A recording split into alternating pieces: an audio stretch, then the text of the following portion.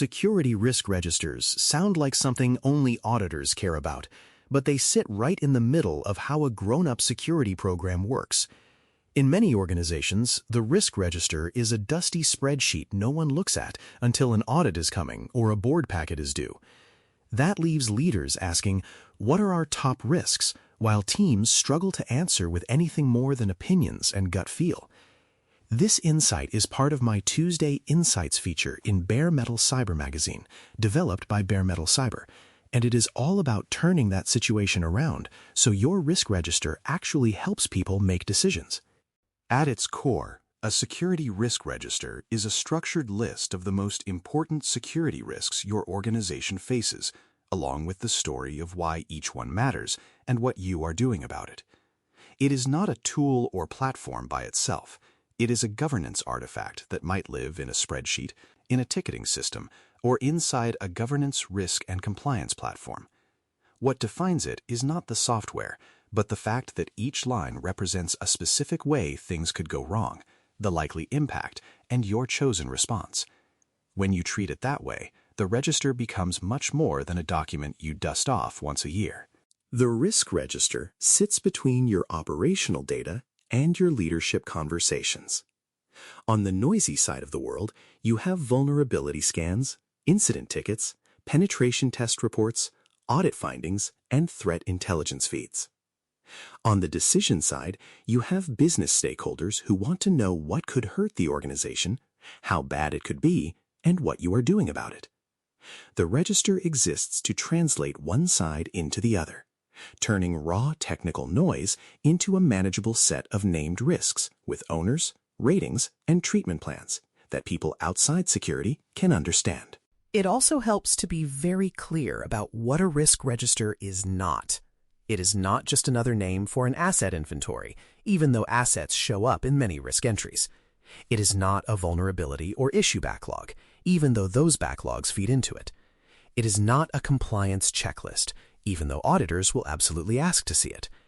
Asset inventories describe what you have. Vulnerability and issue logs describe what is wrong. The risk register describes what could happen and why it matters.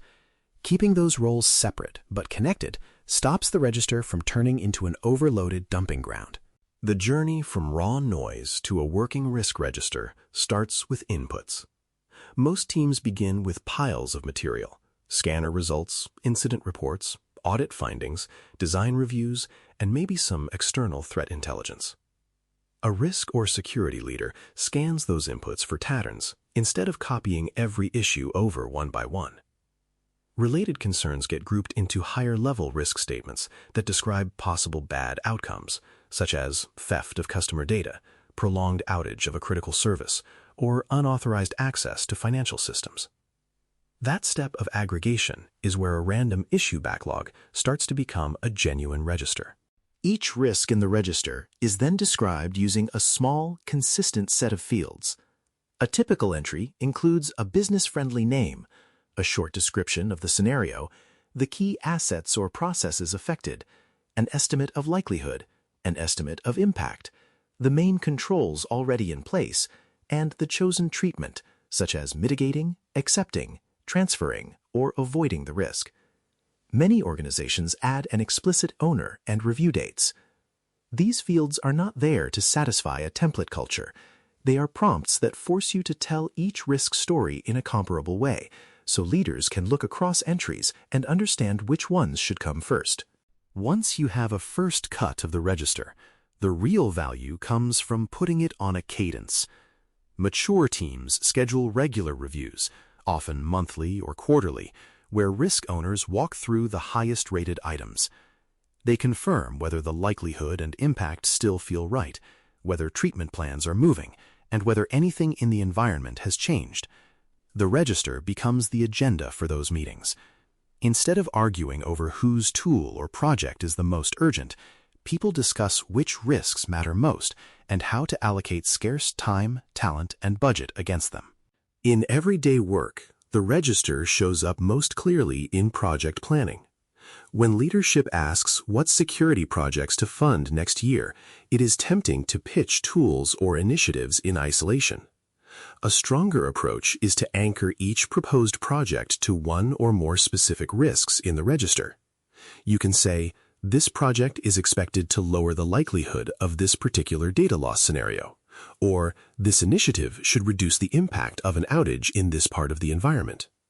That connection turns project selection into a conversation about risk reduction rather than a popularity contest between technologies. Another concrete use is exception handling. People will ask to bypass a control, onboard a vendor quickly, or delay a patch. When that happens, a healthy pattern is to link the request to one of the risks in the register.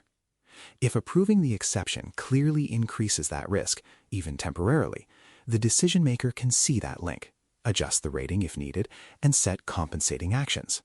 A simple risk acceptance note that references the relevant register entry keeps those choices from disappearing into email threats that no one can find later. The risk register also plays a role during incidents and crisis situations. When something serious happens, such as a ransomware event or a high-impact cloud misconfiguration, you can map the incident back to one or more existing risk entries. That gives you a starting point for the post-incident review. You can ask whether you had already identified the risk, whether you had rated it realistically, and whether your planned treatment matched what actually unfolded. Over time, that loop helps you improve not just your controls, but the quality of your risk thinking. For smaller or resource-constrained teams, the quick win is not to build a massive, ornate register. It is to capture a modest list of the top 10 or 15 risks in a simple format and use that list as the standing agenda for a recurring security check-in with leadership. Even a basic spreadsheet, if it is actively used, can beat a fancy platform that no one touches.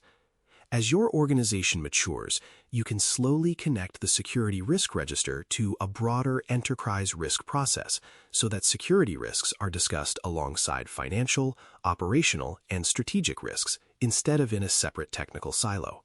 When a security risk register is working well, the first benefit is clarity. Leaders see in one place the short list of risks that demand attention, rather than trying to interpret dozens of dashboards. That clarity supports prioritization. You can tie projects, staffing decisions, and budget requests to specific risks instead of vague phrases like, improve our security posture. A second benefit is traceability. Months later, when someone asks why a decision was made or why a risk was accepted, the register holds the context, the ratings at the time, and the names of the people who agreed. Another important benefit is continuity. People and vendors move on. Tools get retired and replaced. Without a stable risk register, an organization can forget why certain controls exist or why particular trade-offs were made. A living register preserves that institutional memory and helps new staff get up to speed more quickly. In compliance-heavy industries, it also makes audits and assessments less painful. Instead of presenting scattered evidence, you can walk reviewers through a coherent view of your risks and show how your controls and monitoring map back to that view. Those benefits do not come for free. Maintaining a risk register takes time and discipline. Someone has to own the structure, keep the number of entries under control, and drive regular reviews. If you try to capture every minor issue as a separate risk, the register becomes unreadable. If your scoring model is too complex, conversations get stuck on numbers instead of on actions.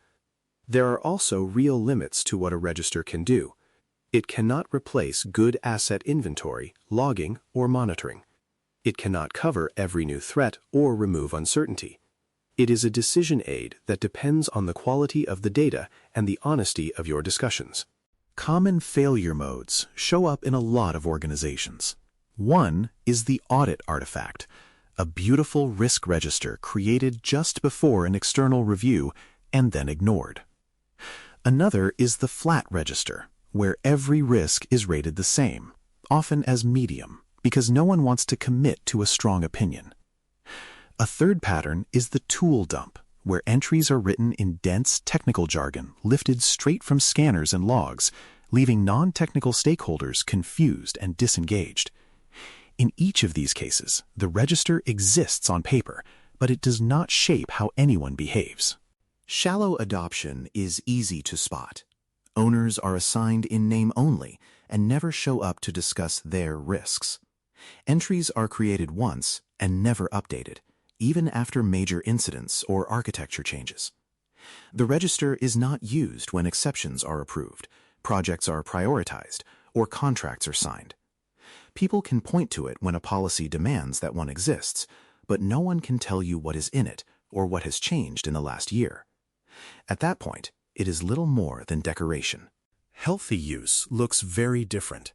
In a well-functioning environment, each major risk has a clear, accountable owner who can explain it in plain language. Review dates are recent, and you can see that ratings change when major events occur. Project lists and budgets can be traced back to specific entries in the register. Exception approvals and risk acceptances point to the same shared view rather than floating alone in email. During planning sessions and crisis calls, people refer to the register naturally, without being forced to do so, because it reflects how they already think about the organization's exposure.